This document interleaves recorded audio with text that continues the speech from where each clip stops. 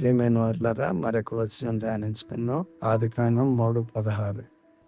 ఆయన స్త్రీతో, నీ ప్రయాసమును నీ గర్భవేదనను నేను మిక్కిలి హెచ్చించదను, వేదనతో పిల్లలను కందువు, నీ భర్త ఎడల నీకు వాంఛ కలుగును, అతడు నిన్ను ఏలునని చెప్పాను. పాపం వలన కలిగే పరిణామాలు. ఆదికాండం 3:16.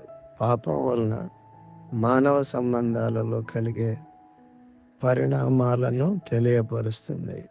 ఇక్కడ పురుషులు మరియు స్త్రీల బాధ్యతల్లో మార్పులు మరియు క్రియాపూర్వకమైన పనుల గురించి ఉంది.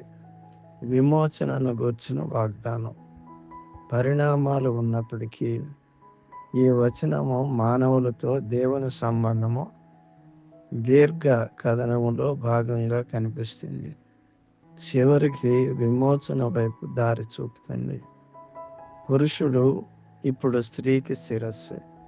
ప్రతి పురుషునికి శిరస్సు క్రీస్తునివి, స్త్రీకి శిరస్సు పురుషుడని, క్రీస్తునకు శిరస్సు దేవుడని మీరు తెలుసుకొనవాలని కోరుచున్నాను.